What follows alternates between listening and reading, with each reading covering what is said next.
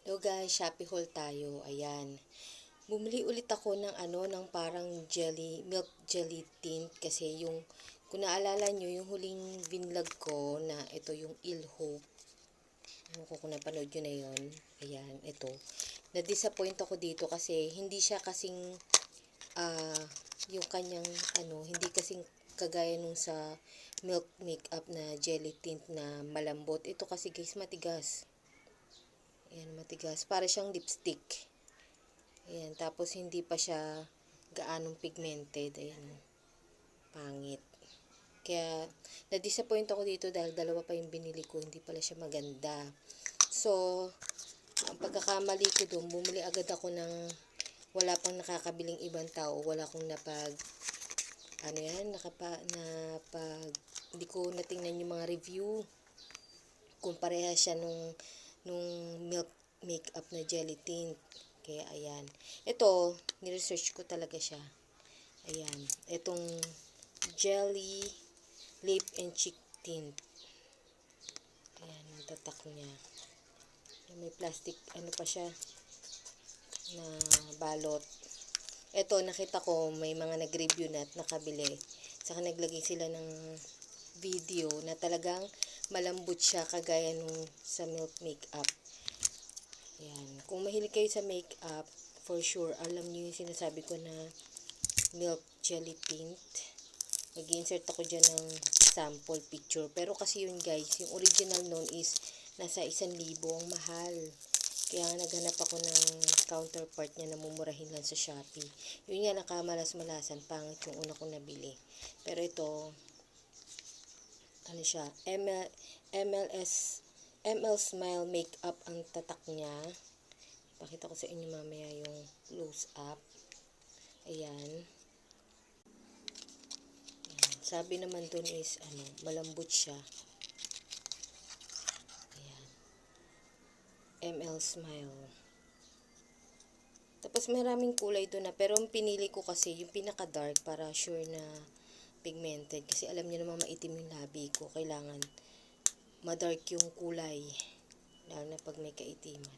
May plastic din siya na na balot. Ayan. Ayan siya. Ayan. Meron din siyang cover kagaya ng milk. Ayan. Tapos, tingnan natin kung siya ay malambot. Ayun, malambot siya guys. Tapos pigmented. Kita niyo yung difference nung tingnan niyo yung difference. Ito yung kanina. Ito yung bago kong bili. Oh, napaka-pigmented niya. Ang ganda. Saka malambot talaga siya guys kaparehas nung yung milk na malambot na parang gelatin. Ako muna sa inyo yung close up guys. Ayan siya. Jelly lip and cheek tint. ML Smile Makeup. Ayan siya. Tapos, ito siya. Kaparehas din siya ng itsura ng ng packaging ng milk makeup na jelly tint. Tapos may ganyan din yung original, may ganito din. Ayan. Tapos, ayan, pakita ko sa inyo malambot siya. Ayan malambot. Ayan, nakita niyo para siyang gelatin. Oh, bongga. I like it. Tapos, tingnan natin kung gaano siya dami. Ayan, ganyan siya kadami. Grabe pigmented niya, nagkalat-kalat na sa daliri ko. Ang kulay nito, ang number nito is number 3, kung gusto niyo yung pigmented. Ayan, number 3 itong binili ko. Tapos, ayan, hindi ako naglagay sa labi para makita natin. Ang lambot niya.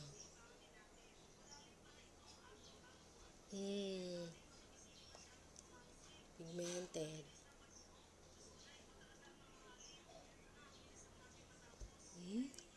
Ganda. Pigmented talaga siya guys. Kahit maitim yung labi ko.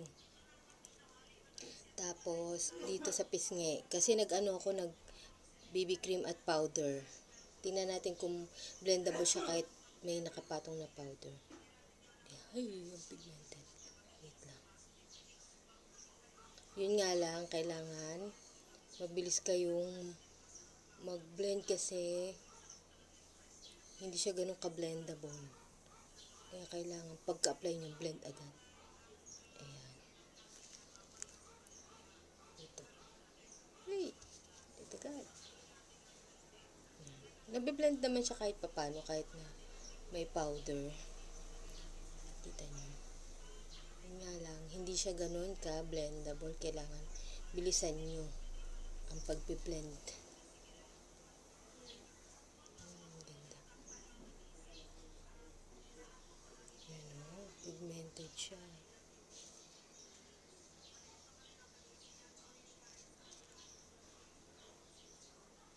Yan. Tapos mahilig din ako maglagay dito guys sa baba.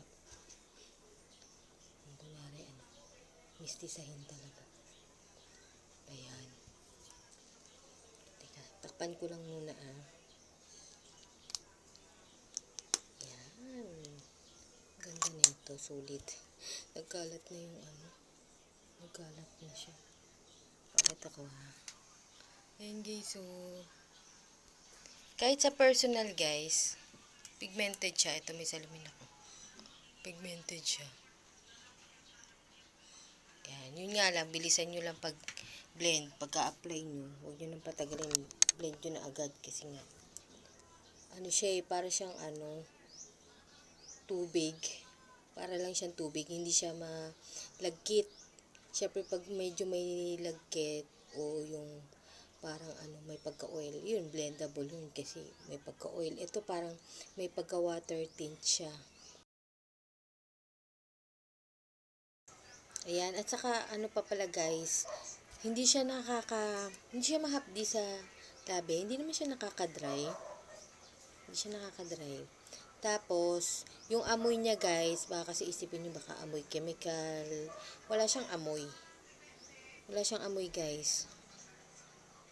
Hindi siya mabango, hindi rin siya amoy chemical. So, mukha namang safe siyang gamitin. Ayan. Kaya, okay tong product na to. Approved sa akin to.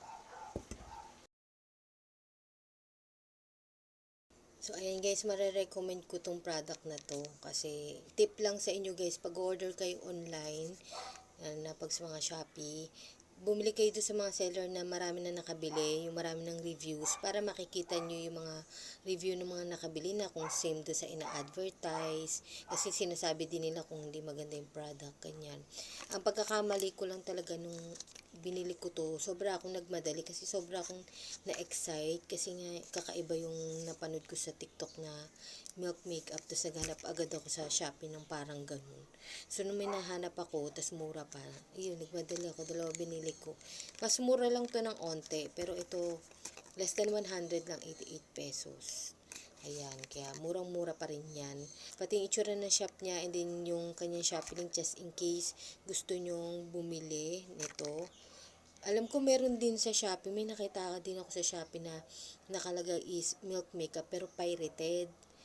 Pero parang nakita ko sa review, parang ewan ko lang kung parehas same neto na malambot din. Pero at least eto guys, ito na yung bilhin nyo kasi na-review ko na talaga siya na malambot. Yun kasi hindi pa tayo sure kung malambot din siya sa personal, baka kagaya lang ng ito. Ayan. Or magbasa kayo ng mga review kasi doon nyo lang naman kasi malalaman kung same sa ina-advertise. Ayan. See you na lang on my next haul. Babushki!